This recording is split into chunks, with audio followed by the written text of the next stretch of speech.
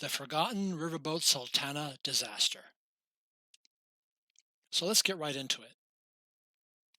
More souls died on the Riverboat Sultana than the RMS Titanic. That might be hard to believe, but it's true.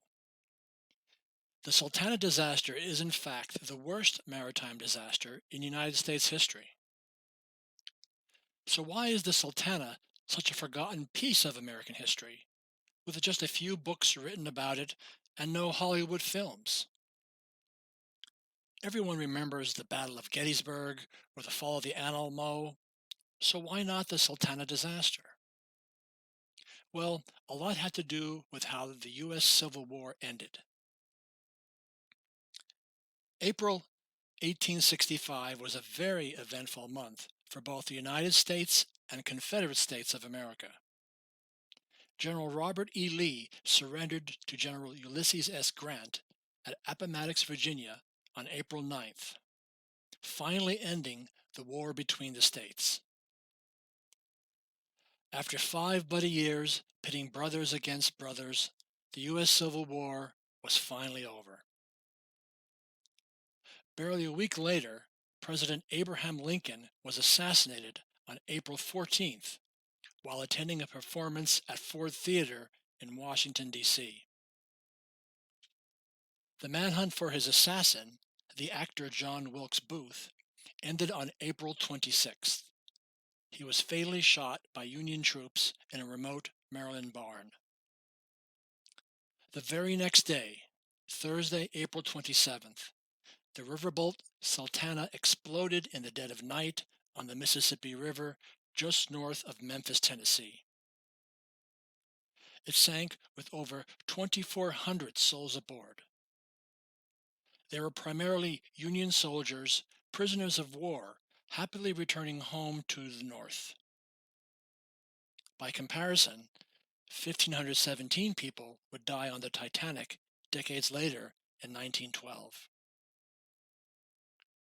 Regardless of the scope of the disaster, Americans were far too wrapped up in the end of the Civil War and the death of their beloved President Lincoln.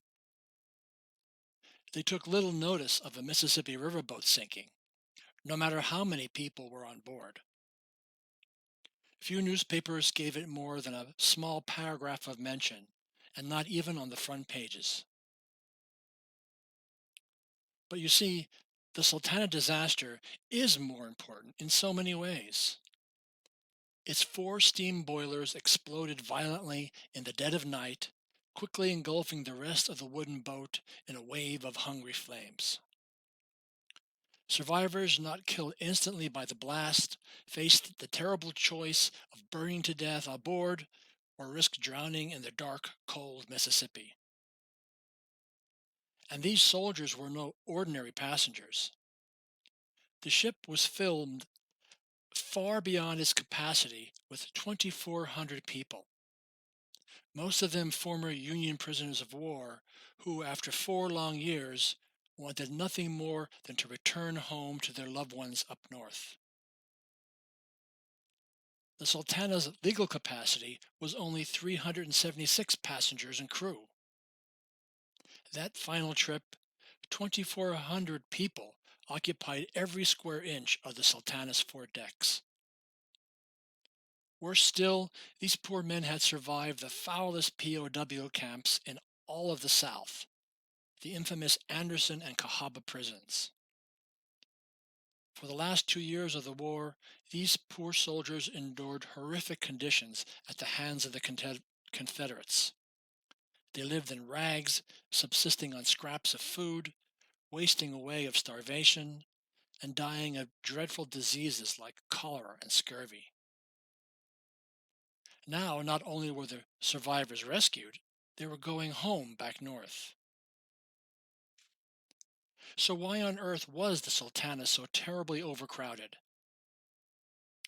It was due to a shady deal between the Sultana's greedy captain, James Cass Mason, and some equally greedy Union officers in Vicksburg, Mississippi. The officers ignored other riverboats in favor of filling the Sultana to the brim. You see, Captain Mason was also part owner of the riverboat. he would be paid $2.75 for each soldier and $8 for each officer. So do the math. The more soldiers he could transport, the richer he'd get. The newly released prisoners, weakened from disease and malnutrition, were all squeezed together on the Sultana decks like hogs in a slaughterhouse. But remarkably, they were still in good spirits. After all, the war was finally over, and they were finally heading home to families and loved ones. The riverboat Sultana left Vicksburg, Mississippi in late April 1865 and traveled north up the twisty, muddy river already swollen with heavy spring rains.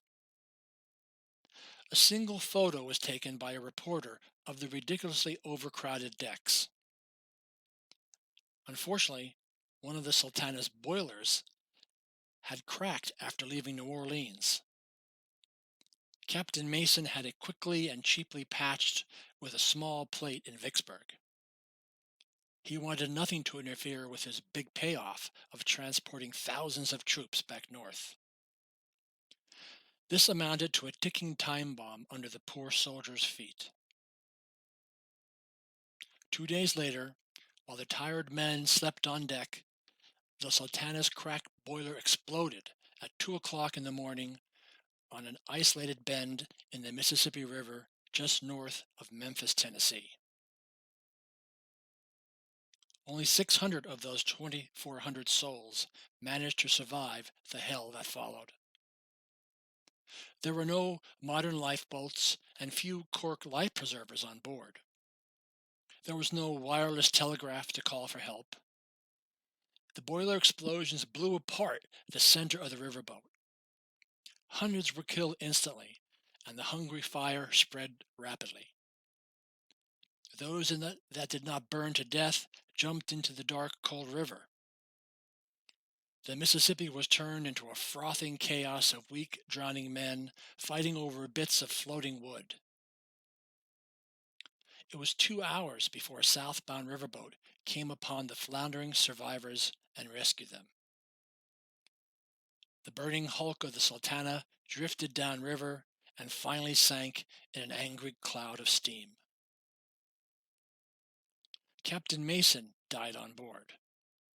Shockingly, no Vicksburg officers were ever held accountable for the terrible overcrowding.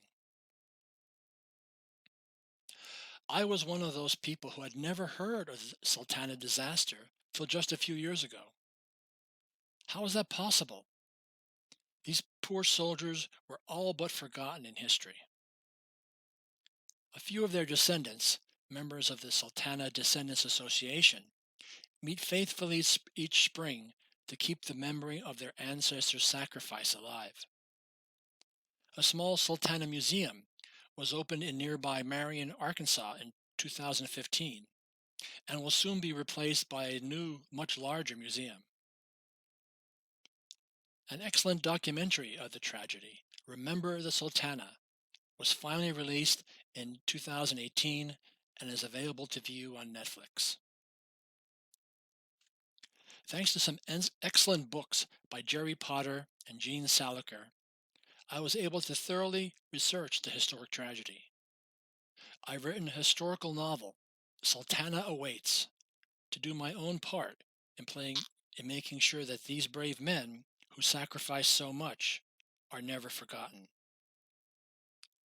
It follows two young brothers, prisoners of Anderson and Cahaba prisons, who end up in Vicksburg, Mississippi at the end of the war and eventually board the doomed Sultana riverboat.